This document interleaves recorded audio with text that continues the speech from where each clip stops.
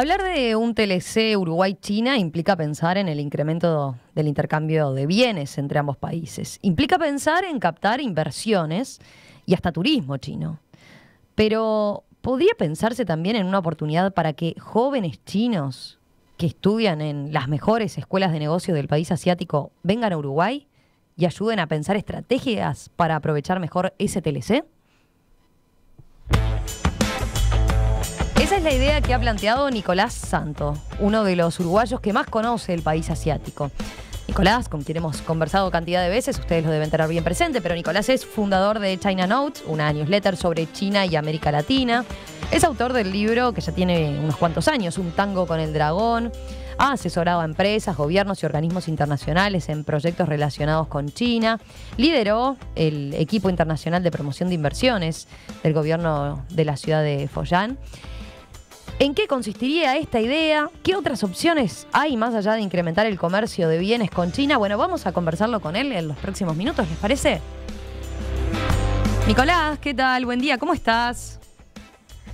Buen día, Romina, ¿cómo estás? Qué gusto saludarte. Lo mismo, lo mismo. Te iba a decir madrugadas, pero no, me decías ahí, estás en Seattle ahora, son las 7 de la mañana, así que gracias por atendernos tempranito.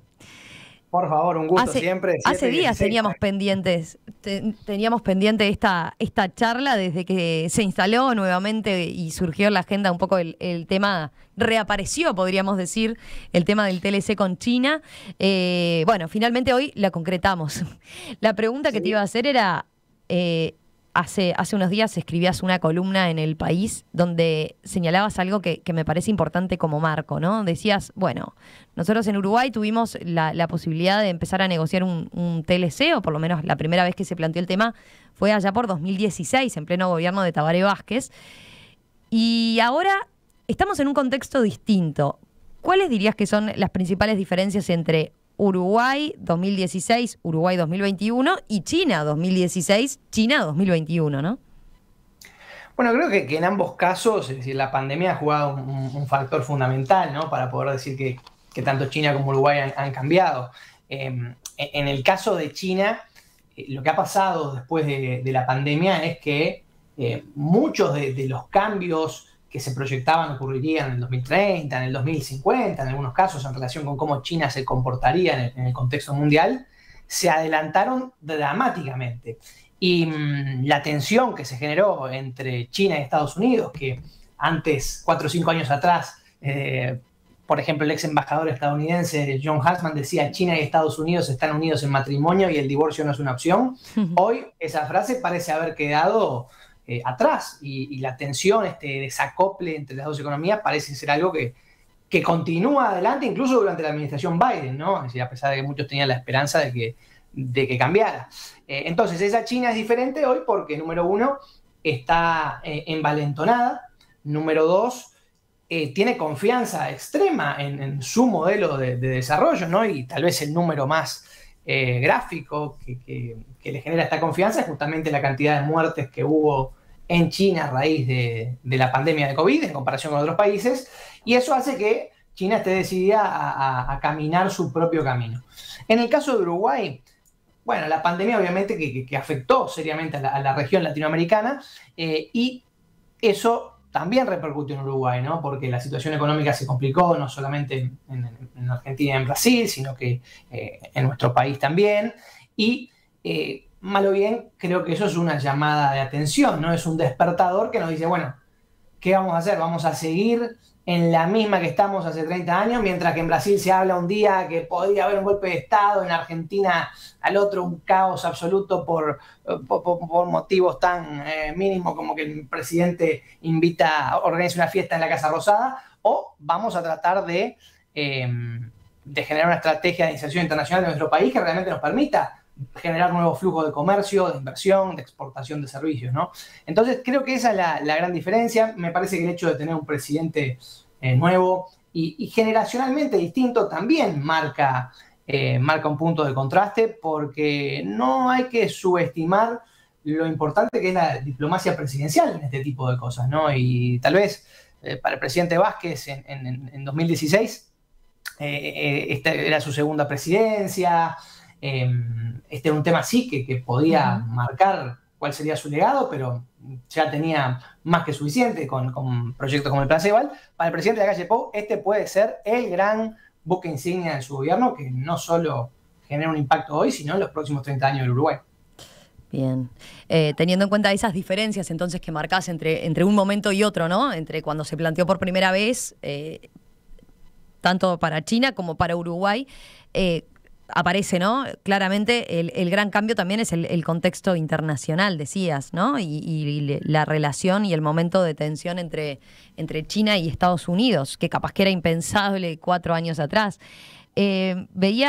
Tú has señalado, de hecho, que no hay que tener miedo a estar en esa disputa, ¿no? Como país chico, solemos pensar, bueno, nos abocamos a uno y qué pasa con las relaciones con el otro. Si bien el presidente Luis Lacalle Pou ha dicho no es uno u otro, es cierto que también no somos el primer país del mundo que se plantea ese dilema, ¿no? E incluso mencionabas en esa columna del País hace algunos días que hay aliados históricos de Estados Unidos que están negociando concretamente TLC o acuerdos comerciales muy importantes con China, ¿no? Absolutamente, el caso de Israel siendo tal vez el ejemplo más emblemático. Lo bueno de todo esto es que nosotros no somos los únicos que estamos teniendo este problema, ¿no? De cómo pararnos frente a esta nueva competencia global entre China y Estados Unidos, ¿no? Como decías, Romina. Y bueno, tal vez ahí Uruguay lo que tiene que hacer es aprender de países que tienen en cierta medida características similares al nuestro, es decir, países como Nueva Zelanda, que tantas veces se lo compara con Uruguay, o Singapur, ¿no? Es decir, tal vez unos grados más avanzados, pero similar en cuanto a su posicionamiento ante China y Estados Unidos, ¿no? Entonces, el primer ministro de Singapur, por ejemplo, hace un tiempo dijo claramente, es decir, China y Estados Unidos no pueden obligar a terceras naciones a tomar bandos en este nuevo escenario de competencia. Entonces, ese es el carro al que el Uruguay debe subirse. Y bueno, y mientras tanto, tratar de aprovechar la mayor cantidad de oportunidades posibles. También suele ser frecuente esa dicotomía que nos planteamos entre comercio y derechos humanos, cosa que tú mencionás, otros países también se la están planteando, ¿no? ¿Qué hacer? ¿Qué priorizar? Denunciar ciertas violaciones a los derechos humanos en China, ciertas restricciones a las libertades y cuestionar su régimen, o priorizar que para muchos países es el principal socio comercial. Tú también le quitas como presión a ese aspecto, ¿no? No le quito presión porque creo que no es un tema menor, pero mi visión en torno a estos temas, ¿no? Porque muchas veces se compara la situación de China, bueno, China, dictadura, Venezuela, dictadura, y para no sacarle la cola a la jeringa, por decirlo de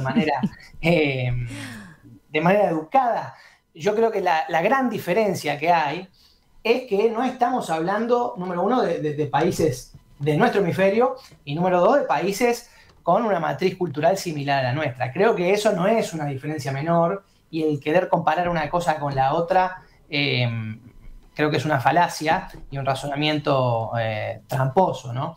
Entonces, me parece que eso cuenta a la hora de tomar este tipo de decisiones y bueno, cada uno luego sabe dónde se para, pero no es lo mismo hablar de un país como China que sí, obviamente, tiene una gran cantidad de aspectos cuestionables, pero que le guste ha sacado a más de 800 millones de personas de la pobreza en los últimos 30 años, 40 años, que hablar de un país como Venezuela, ¿no? En el que, si no recuerdo mal, ayer salió una nota en la que se decía que 3 de cada 4 venezolanos eran pobres o algo así. Es muy diferente y bueno, creo que eso pesa y cuenta.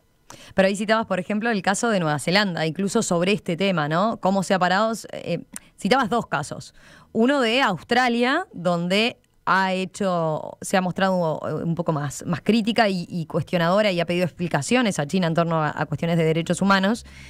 Y otra cosa, la que ha hecho otro camino, el que ha seguido Nueva Zelanda, sabiendo también que para Australia y para Nueva Zelanda comerciar con China es básico y elemental, ¿no? Totalmente. Tal vez ahí el matiz que haría es que son países de distinta escala, ¿no? Australia es una potencia un poco más importante que Nueva Zelanda, a pesar de estar en la misma zona. Y Nueva Zelanda es un país más pequeño que básicamente no puede tomar riesgos como los que ha tomado Australia, ¿no? La gran lección de todo esto es que sí, efectivamente, existe un riesgo en que a China no le guste alguna posición que tome determinado país y castigue pegando en la billetera, porque es básicamente donde le gusta pegar a China, ¿no? Pero bueno, es un riesgo que si uno mira hoy la matriz exportadora del Uruguay y ve que más del 30% de las exportaciones van hacia China, vale la pena preguntarse si vale o no vale la pena tomar. En mi opinión, creo que es un riesgo que sí vale la pena tomar, pero no olvidándose nunca de la importancia de continuar diversificando mercados, ¿no? Porque países como Australia y Nueva Zelanda son parte de otros acuerdos de libre comercio muy importantes a nivel regional, y hoy un país como Uruguay no tiene esa característica, ¿no? Es decir, estamos básicamente anclados en el Mercosur. Entonces, sí, un tratado de libre comercio con China puede ser muy beneficioso, pero no nos quedemos solamente con eso porque nos quedamos rengos, ¿no? Es decir, continuemos con un proceso de apertura comercial que nos permite entrar a otros mercados como de Asia Pacífico, como los de ASEAN e incluso, es decir, con el mercado de Norteamérica, ¿no? Estados Unidos y Canadá. Otro aspecto que conviene tener presente es que, bueno, siempre se habla del TLC y uno tiende a pensar en bienes, ¿no? Automáticamente. Hoy en día capaz que ese es el aspecto menos relevante en los nuevos acuerdos comerciales. Los acuerdos comerciales más modernos quizás vienen por otros lados, ¿no? Y en el caso de China, nos podrían abrir otras oportunidades. Vos has puesto mucho énfasis ahí, porque también es cierto que hay un cuestionamiento que se hace o una duda que está planteada que es, bueno, ¿quiénes ganan con esto? ¿No? ¿Son solo los mismos jugadores que hoy ya le venden a China que van a vender más? ¿O hay chance, por ejemplo, en el caso del comercio de bienes, de ampliar esa oferta? Que sean más empresas las que efectivamente le puedan comercializar a China, ¿no? Absolutamente, y es importantísimo esto que decís, Romina, porque en lo personal yo soy un optimista de China. Yo realmente creo que hay muchísimas más oportunidades para empresas uruguayas, pero a no creer que por el tamaño que tiene el mercado chino, penetrarlo es una tarea fácil, ¿no? Es extremadamente complejo llegar a China, por lo que nuevos flujos de exportaciones, nuevos flujos de exportaciones con alto valor agregado, sobre todo, no se generan solamente a base de esfuerzos uruguayos, es decir, se generan a base de esfuerzos binacionales, te diría, en el sentido de que, bueno, es fundamental atraer inversores chinos de calidad que establezcan bases productivas en nuestro país, ¿no? Es decir, que obviamente el inversor que llega al Uruguay llega porque es rentable producir, ¿no? O que llegaría porque fuera rentable producir, o porque fuera un lugar que permitiría acceder a China de manera más competitiva, ¿no? Si tuviera un TLC. Entonces, una vez que se instalen esas bases, cuando llega un inversor chino, no llega solamente el dinero de su inversión, la infraestructura que construye, también llega toda la llamada soft infrastructure, ¿no? Es decir, toda la serie de contactos, redes, clientes que tiene de antemano y que son, en definitiva, los canales a través de los cuales los productos uruguayos terminan ingresando al mercado chino, ¿no? Hoy la mayoría de las cosas que Uruguay le exporta a China llegan, digamos, hasta la puerta de China. De la puerta para adentro son básicamente los empresarios chinos los que se encargan de colocar los productos y llevarse los mayores márgenes, en definitiva, ¿no? Porque el mayor margen de todo esto está en esa parte de la cadena, ¿no? Entonces, creo que un TLC puede contribuir no solamente a atraer esas inversiones, sino también a generar un clima en el que a las empresas uruguayas y a las empresas chinas les sea más redituable y se torne una prioridad estratégica el establecer una presencia en China para tener contacto directo frente al consumidor chino, ¿no? Es decir, a mí me encantaría, como se habló en alguna otra ocasión, que existiera una cadena de restaurantes uruguayos en China, ¿no? El INAH, que en su momento habló de la posibilidad de generar una franquicia y demás, pero todo quedó en la nada. Bueno, todos estos proyectos son cosas que se pueden retomar y que gestionadas con talento uruguayo y chino en China pueden abrir canales nuevos para muchísimos otros productos que hoy nos exportan. Sí, si vamos a noticias de los últimos días, incluso has mencionado el anuncio que hizo Peñarol, ¿no? Como otros clubes internacionales que van por la apuesta de ese mercado, por captar socios en el mercado chino, y de hecho Peñarol anunció días atrás que va a buscar, que tiene un equipo trabajando en China, ¿no? Sí, vi la noticia también como la vieron ustedes y les hago un comentario al respecto, pero para ver simplemente el universo de distintas posibilidades que existen en China en este sentido. La NBA, y por favor, soy de Peñarol, pero reconozco que Peñarol, la marca Peñarol no tiene la fuerza de la NBA, pero la NBA inauguró en China un concepto llamado NBA Play Zone, ¿no? Que básicamente es una suerte de lugar, de sala de juegos, ¿no?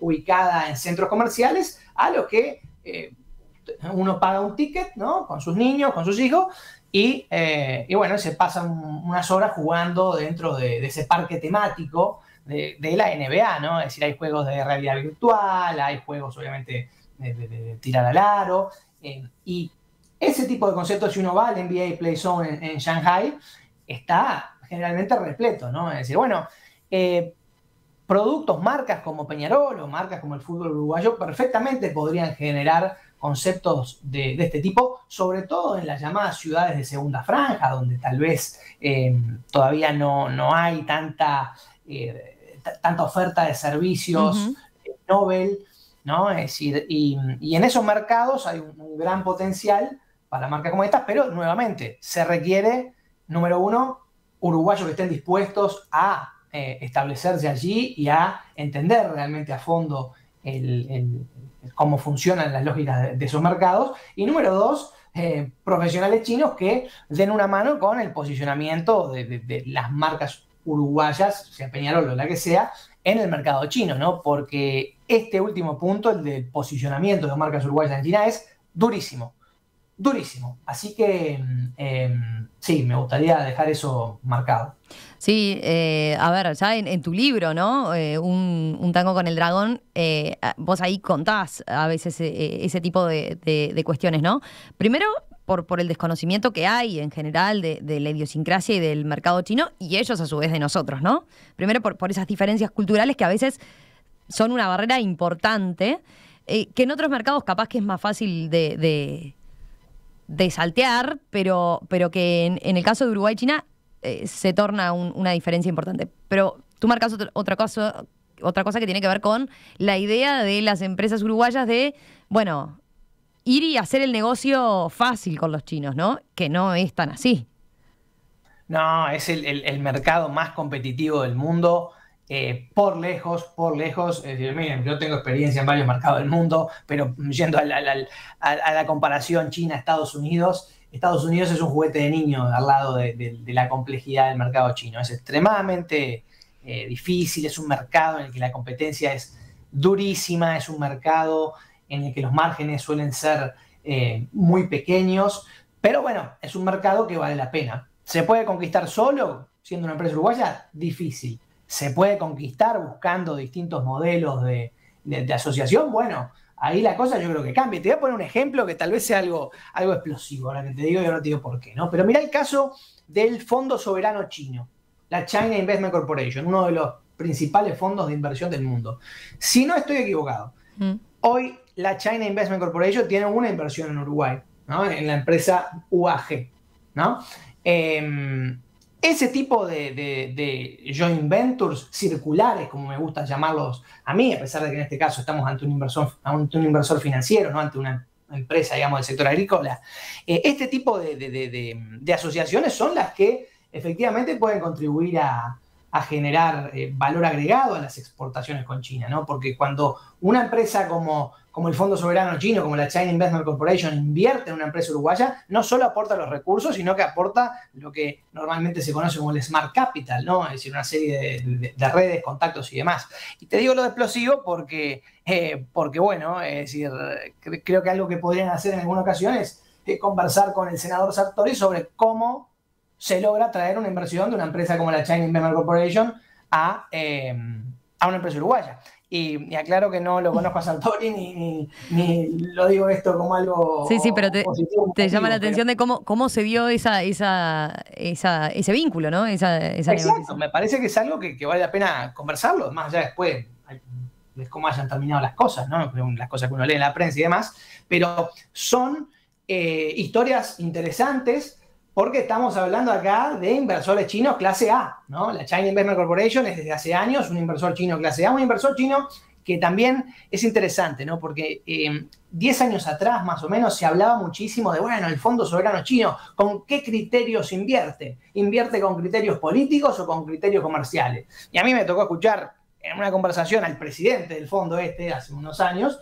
y era un profesional chino educado en la Universidad de Duke, que decía, básicamente, nosotros invertimos 100% con criterios comerciales. Digo que esto es interesante porque en los últimos años medio que ha pasado a un segundo plano la China Investment Corporation y no se ha hecho tanto énfasis cuando se habla de China, vienen las empresas estatales y demás, etcétera, etcétera. Así que me parece una historia interesante y les dejo la punta picando. Buenísimo. Te iba a hacer una consulta respecto a lo que yo planteaba en la introducción, ¿no? Una de las cosas en las que tú haces hincapié, Nicolás, es en eso, ¿no? En eso que se genera más allá del comercio, más allá de lograr conocimiento, cómo acceder a ese conocimiento, cómo acceder a esos mercados, cómo entrar de la mejor manera, entonces. Y ahí es que en ese marco planteas esto de captar talento, ¿no? Captar talento chino para que Uruguay lo aproveche y para que China también lo aproveche en ese caso. Y concretamente en esa columna que escribiste para El País, señalabas lo de, que jóvenes chinos que están estudiando en las escuelas de negocio de más prestigiosas, digamos, de China o de élite, tuvieran oportunidad de venir acá a volcar sus conocimientos. ¿Podés profundizar un poco en eso? ¿Qué tipo de antecedentes hay? ¿En qué más redituaría para nuestro país una cosa de ese tipo? Absolutamente. Bueno, acá hay dos cosas, ¿no? En este mundo en el que vivimos, el talento es un imán de atracción de oportunidades, un imán de atracción de capital. Hoy, si uno se fija los criterios con los que los grandes fondos de inversión invierten, sobre todo los fondos de inversión de capital de riesgo, el principal elemento que suelen destacar es que nosotros invertimos en equipo, nosotros invertimos en el talento humano, que es el que en definitiva tiene la capacidad de llevar adelante los proyectos de negocios que plantean, ¿no? Entonces, en ese sentido, es decir, cuando uno mira, ¿no?, las empresas que son capaces de atraer ese capital, lo que nota es que hay talentos de primer nivel, ¿no? Generalmente el patrón común suele ser egresados de programas de MBAs, ¿no? Es decir, de Harvard, de Stanford y demás universidades de alto perfil. Bueno, lo mismo sucede en China, ¿no? Con universidades como Tsinghua, con universidades como Beidá, la Universidad de Pekín, la Universidad de Beijing y otras como la Universidad de Renmin, ¿no? Entonces, cuando un talento de ese calibre se incorpora a un proyecto uruguayo o latinoamericano, aporta muchísimo en materia no solo de los conocimientos que trae, sino también en relación con las oportunidades que destraba, las oportunidades que genera, ¿no? Y bueno, es muy diferente llegar a China, hablar con un fondo de inversión chino o un fondo de inversión de cualquier país del mundo, básicamente, con un equipo que tenga la capacidad cultural de operar en un contexto como el chino, que llegar solo, ¿no? Entonces, el secreto para destrabar estas nuevas oportunidades de negocio está en incorporar talento chino de primer nivel a los proyectos de perfil exportador que países como el Uruguay tengan, ¿no? Y bueno, uno me dirá, bueno, pero ¿qué va a hacer un egresado o alguien que esté próximo a egresar de un programa de una de las mejores universidades de China? ¿Por qué le interesaría venir a un país como Uruguay? Bueno, ahí es donde nosotros tenemos que trabajar de manera inteligente lo que es el branding país y el branding de las oportunidades que generamos, ¿no? Es decir, nosotros no tenemos que venderle a ese talento chino, miren, vengan a trabajar para empresas uruguayas. No, lo que les tenemos que decir es, vengan a descubrir lo que es la oportunidad latinoamericana, conviértanse en los hombres, mujeres de referencia para empresas chinas que quieran expandirse hacia América Latina o que quieran establecer nuevas inversiones en esa región del mundo, ¿no? Y bueno, Uruguay, por su escala, por ese perfil que ha cultivado a nivel internacional, ¿no? Como decía The Economist ayer, si tan solo todos los países fueran como Uruguay tiene el potencial para posicionarse de esa manera frente al talento chino, ¿no? Y también los chinos están en un momento de salir un poco de lo más conocido, ¿no? Europa ya lo tienen muy conocido, capaz que les interesa en ese volcarse cada vez más al mundo y abrirse cada vez más al mundo. Es cierto, no estamos acostumbrados a ver turistas acá, pero tampoco, y puede ser algo novedoso para ellos el buscar incursionar en mercados como el nuestro, ¿no? O sea, llegar a estudiar desde acá como algo extraño simplemente, ¿no? Y vendérselos por ahí. América Latina es la última frontera, básicamente, para China, ¿no? Y no se trata solamente del estudiar. Yo lo que creo es que tenemos que tener una gran fuerza binacional de ventas, básicamente, una gran fuerza binacional de embajadores de la marca Uruguay en China, que apoyen a las empresas uruguayas a desarrollar sus estrategias para China, ¿no? Es decir, y de hecho existen hoy algunos casos en los que esto se está dando. Si ustedes se fijan quién es la representante de Conaprol en China, estamos ante una mujer china que cuenta con un MBA de la Universidad de Renmin, una de las mejores universidades de China. Entonces, hay casos que empiezan a demostrar que este modelo funciona. Obviamente que una golondrina no hace verano, que no se puede solamente y con eso no alcanza, pero si los marcos generales empiezan a contribuir a que ese talento pueda jugar en una cancha lisa, en una cancha donde pueda desplegar todo su potencial, ¿no? Como sería una cancha con un TLC con China, las oportunidades efectivamente se pueden multiplicar y a una velocidad mucho mayor de la que uno piensa. Pero hay algo que se puede hacer desde ahora. Estoy pensando en, cómo prepararse para ese mejor momento. Si efectivamente se avanza, se sigue avanzando en las negociaciones, porque todavía, tú lo decís de forma muy gráfica, el partido no empezó, ¿no? Todavía falta un anuncio en conjunto, que se continúe con los estudios de prefactibilidad, pero bueno, mientras tanto, ¿hay actores que pueden tomar la posta en ese sentido? O sea, ¿qué le dirías a las empresas uruguayas? ¿Qué le dirías a las universidades uruguayas? ¿Qué se puede hacer ya desde el vamos? Bueno, a mí me encantaría, decir, no solo con las universidades, pero a mí me encantaría poder generar un programa de jóvenes profesionales al estilo de los que tiene el Banco Interamericano de Desarrollo o el Banco Mundial o el Banco Asiático para la Inversión en Infraestructura, ¿no? Es decir, que permita que jóvenes profesionales chinos, preferentemente estudiantes de programas de MBA, de MBAs, vengan al Uruguay por un periodo de tiempo de 3-4 meses y colaboren activamente con empresas que tienen potencial exportador hacia China, a desarrollar sus estrategias para China, a optimizar las estrategias para China de las ya existentes, de lo que ya cuenten con ellas. Y creo que esa sería una gran inversión para el país, ¿no? Es decir, no tenemos que traer ni 100.000 ni 50.000. Con que traigamos 200 para empezar, claro, y lo financiemos, ya estaríamos haciendo una inversión que no tengo dudas que en el largo plazo nos otorgaría retornos, se pagaría con creces. Nicolás Santos, gracias, gracias como siempre por este contacto. Nos quedan muchos más aspectos por abordar, pero bueno, la idea ahora era profundizar en esto que habías tirado como un aspecto novedoso en el que no solemos pensar cuando hablamos de un TLC con China. Me parece que va a dar para seguir y retomar en cualquier momento el contacto contigo y estar muy atentos entonces a cómo se sigue este proceso, si es que efectivamente termina avanzando y concretándose. Así que vamos a tener, esta es una de varias instancias seguramente para conversar contigo. Te mandamos un abrazo como siempre y muchas gracias. Un gran abrazo para ustedes y un gustazo estar como siempre.